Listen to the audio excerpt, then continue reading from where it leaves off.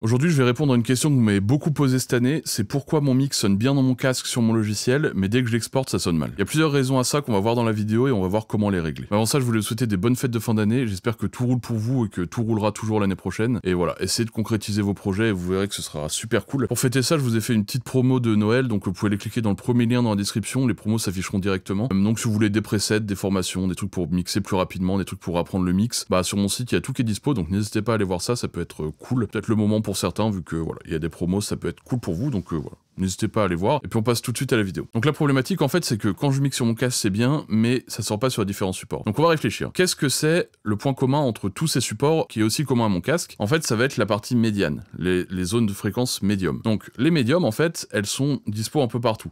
Par exemple vous allez avoir des enceintes, des casques, des sons de voiture, des téléphones, des trucs. Par exemple sur mon téléphone il n'y a pas de basse, d'accord? Sur un autre support il va y avoir moins de haute, d'accord? Sur certains il va y avoir ni basse ni haute. Mais en fait tout ce qui est commun à ça c'est que le médium il est bel et bien là toujours. En fait, vous allez jamais avoir de support d'écoute où vous allez avoir des basses et des hautes, mais pas de médium. C'est impossible, d'accord? Ça n'existe pas. Sauf si c'est un truc volontaire, un peu un projet machin bizarre, mais ce sera pas un vrai support d'écoute, d'accord? Donc, ce qui est commun à tout ça, c'est votre médium, d'accord? C'est vraiment votre zone médiane, où en fait, si vous bossez bien votre zone médiane, et ben ça va passer sur la voiture, ça va passer sur le truc, sur le téléphone, sur les enceintes, sur tout ce que vous voulez, d'accord? Ça, c'est bien important à se mettre en tête. On va passer tout de suite sur le logiciel. On va prendre un mix, donc j'ai ce mix-là. D'accord, qu'il y a un mix que je prends pour tester des trucs en général, pour tester des plugins, pour tester des machins, je prends ce mix-là, c'est un mix qui est pas terminé, c'est un morceau qui, je sais pas s'il verra le jour un jour, mais bref, voilà, c'est un morceau un peu d'entraînement que j'aime bien prendre pour les vidéos et tout. La première chose, en fait, comment on va réfléchir? Beaucoup de top mixeurs ont utilisé des NS10. Donc qu'est-ce que c'est des NS10? En fait, c'est des enceintes qui sont considérées très bonnes au médium, mais avec très peu de bas et peu de haut, ce qui font qu'en fait, ils faisaient leur écoute sur leurs grosses enceintes, ensuite ils passaient sur les NS10, d'ailleurs je peux peut-être vous les avoir visuellement ici. D'accord, donc les NS10, c'est celles qui sont penchées ici. Alors celles-ci, elles ont pas tant de haut, pas tant de bas, du coup on va quand même se concentrer sur le médium, ça va faire que, en fait, pour mixer sur différents supports, ça va être pas mal. Et si on arrive à bien faire tout sonner dessus, c'est que, en fait, ça va sonner bien un peu partout. C'est un peu la règle, entre guillemets, mais toujours à prendre avec des pincettes, bien sûr. Moi, ce que je peux vous conseiller de faire, si vous n'avez pas ces matériels-là, c'est d'essayer, en fait, de mettre un petit filtre pour vous concentrer sur votre médium. Alors attention, pas tout le long du mix, juste des moments de check, d'accord? Vous allez checker, voir si votre médium réagit bien. Moi, ce que j'aime bien faire pour définir un peu ces bandes-là, c'est mettre un coupe bas, mettre 6 dB par octave, et venir écouter ici. Et en gros, on va écouter, et dès qu'on va commencer à entendre les hi-hats, on recule un tout petit peu, et après on écoute.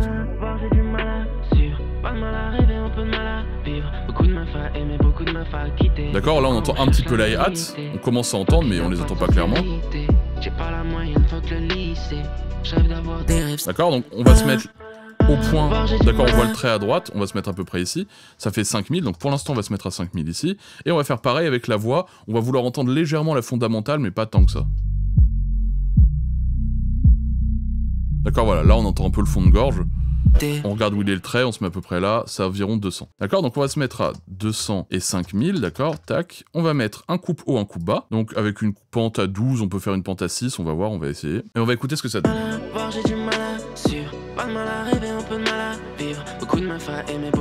D'accord, on entend encore nos hâtes.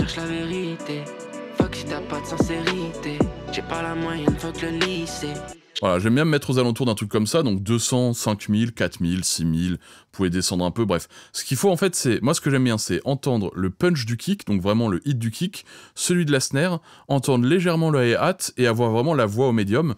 Si vous vous mettez à 4000, ça aura peu de clarté, si vous mettez à 5, 6000, ce sera déjà un peu plus.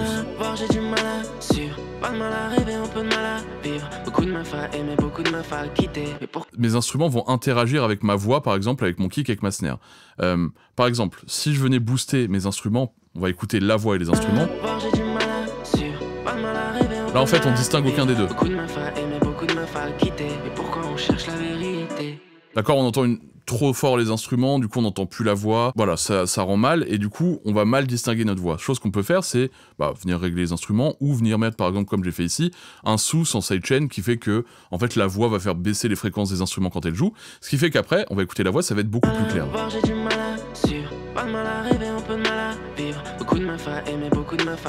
Par rapport à... D'accord? Donc ça, c'est une méthode, c'est d'écouter un peu comme ça, de checker votre mix. Qu'est-ce qui se passe au mid? D'accord? Là, vous entendez que, si ça se trouve, en vous mettant comme ça, votre voix, elle sonnait bien.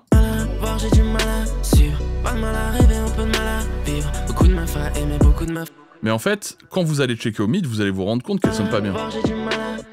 qu'en fait c'est pas compréhensible, il y a des clashs de fréquences. Donc ça c'est une des méthodes pour essayer d'entendre un peu les clashs de fréquences au médium, et si vous arrivez à régler déjà tous ces trucs là, donc là j'ai pris globalement des instruments, j'en ai pris 4 d'un coup, j'ai considéré que c'était les instruments, et j'ai considéré qu'il y avait la voix contre eux, mais en fait les instruments entre eux, il faut définir lequel est le plus important, la voix c'est les plus importantes que les instruments, on va d'abord mettre la voix, ensuite on va mettre l'instrument le plus important derrière, l'instrument encore le moins plus important, jusqu'à ce que ce soit le moins important, d'accord? Pour avoir vraiment cette cohésion et trouver l'équilibre entre la hiérarchie entre les instruments et la voix, lequel doit être le plus en avant et tout. Et bah ça se fait principalement au médium, parce qu'en fait, la majorité des informations de la plupart des instruments se trouvent au médium. Là, vous avez filtré un peu les hi-hats qui peuvent être agressifs et qui peuvent faire en sorte que vous allez mal entendre le médium. Pareil en bas, vous avez filtré. Et ensuite, une fois que votre médium est bien géré et bien fait, bah là, vous pouvez repasser à vos hi-hats, vous pouvez repasser à votre basse et tout. D'accord? Donc ça, c'est une des solutions, c'est vraiment se concentrer sur le médium. C'est très important. Comment faire pour se concentrer le mieux? Moi, je peux que conseiller d'utiliser des références tracks. J'en parle souvent, j'ai une vidéo qui est dédiée.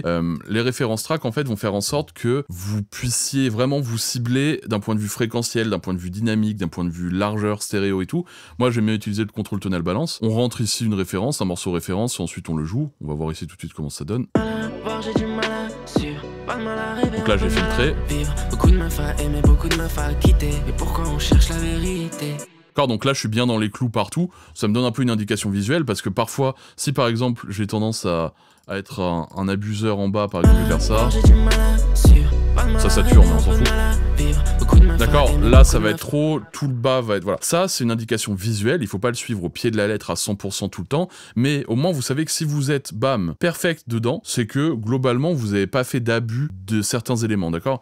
Donc ça c'est aussi intéressant, donc prendre un référence track, d'ailleurs je vous invite à laisser vos références track dans la description, ceux que ça intéresse, ceux qui ont des références track. Moi je sais que j'en ai pas beaucoup, souvent on m'en demande, mais en gros une référence track ça va être une track que vous allez prendre, vous allez quasiment toujours utiliser la même selon les genres que vous mixez, parce que vous êtes sûr du mix, vous trouvez qu'elle mixe super bien, vous l'avez écouté dans une voiture, sur des écouteurs, dans un concert, dans tout ce que vous voulez, ça sonne toujours bien, et vous savez que ça sonnera toujours bien, et bah ça c'est la référence que vous allez prendre. Et vous allez comparer au fur et à mesure avec votre mix, au fil du mix, vous allez pouvoir écouter votre référence track et voir comment eux, à quel volume ils mettent les éléments, comment la voix interagit par rapport aux instruments, comment est-ce qu'on perçoit bien la reverb, est-ce qu'il y a plus de reverb, moins de reverb, est-ce qu'il y a plus de délai, moins de delay, est-ce que mes kicks sont pas 15 fois trop forts, comme ça peut être souvent le cas, est-ce que voilà. Donc avoir une référence track, ça permet de se dire, ok, je veux pas sonner exactement pareil, peu importe, mais au moins je sais qu'elle sonne bien, d'accord? Je sais que elle, je peux me fier à cette track pour que ça sonne bien. Donc vous pouvez prendre des morceaux, par exemple si vous faites du rap, selon le type de rap que vous faites, vous pouvez prendre des morceaux qui sont proches de ce que vous faites, et ensuite, si vous êtes sûr de ce mix-là, vous pouvez vous en servir. Donc vous allez écouter, je sais pas, Humble de Kendrick, vous allez vous dire, ok, ça, la gestion des bas, elle est trop cool, donc je vais essayer de faire en sorte d'avoir la même gestion des bas, je vois comment la voix se place par rapport à la 808, voilà. Et donc je vais pouvoir gérer ça un peu comme ça, je vais pouvoir vraiment écouter, et on va prendre un EQ juste comme ça pour écouter, ensuite on va le fermer, cet EQ, on va l'enlever, d'accord? C'est juste pour essayer d'écouter, de zoner un peu les fréquences, pour voir un peu comment ça se passe, quel volume ils ont mis ça, quel volume ils ont mis ça, et comme ça, en fait, en prenant une référence track, vous êtes sûr que si votre mix sonne à peu près pareil, alors, bien sûr, ça sonnera jamais exactement pareil, mais si votre mix sonne un peu, bah, dans les mêmes normes, en fait, dans les mêmes normes de hi-hat, dans les mêmes normes de snare, de kick, si les instruments sont aussi forts, si la voix... Si tout est globalement un peu similaire, et bah, ça sonnera bien partout si leur morceau sonne bien partout, d'accord? Donc ça, c'est une des méthodes aussi qui est très importante, et je pense que moi, le plus important vraiment de tout, c'est, comme j'expliquais un peu au début, c'est la balance. C'est-à-dire que vous pouvez donner tous les outils du monde à un mec pas expérimenté, ou vous pouvez donner aucun outil à un mec hyper expérimenté, vous allez voir que le mec pas expérimenté, il va faire plein de trucs qui servent à rien. Le mec expérimenté, il va commencer par faire une bonne balance, une bonne stéréo, une bonne profondeur, bon mix en 3D, et en fait, tout sera équilibré, tout sera balancé, et tout passera déjà sur les différents supports. Ensuite, il y a les différents outils qui rentrent en compte pour justement réussir à créer ce détail, à porter de la finesse, à ajouter des trucs, à faire un mix bien complet, mais la première chose à faire, c'est déjà balance panoramique. Si vous avez la balance et la panoramique, c'est déjà 80% du taf de fait. Parce que forcément, si votre kick il est trop fort, il va tout déséquilibrer, si votre snare elle est trop forte, il va tout déséquilibrer, si votre voix elle est trop forte, on va entendre que ça, si vos instruments sont trop forts, on va pas entendre notre voix. Donc voilà, une bonne balance, c'est vraiment le truc le plus important. Donc voilà, j'espère que cette vidéo a pu vous aider, et en appliquant ces conseils, je pense que vous allez avoir de meilleurs résultats pour mettre votre mix sur différents supports. Et voilà, n'oubliez pas la petite promo de Noël, cliquez sur le lien dans la description, premier lien, Noël 2K23 pour le code. Puis voilà, on se retrouve en janvier, la semaine prochaine, je vais pas poster de vidéo, par contre je poste du contenu régulier sur Insta. D'ailleurs j'ai atteint les 10 000 abonnés sur Insta, je suis content parce que j'ai pas fait tant de vidéos pour en arriver là, et ça fait super plaisir, donc n'hésitez pas à aller me suivre là-bas, je poste du contenu, voilà, régulier, on fait des trucs, je vais commencer à faire de plus en plus de trucs là-bas. Donc voilà, merci à vous, bonne fin d'année, bonne fête et tout, et puis on se voit en janvier. Bye.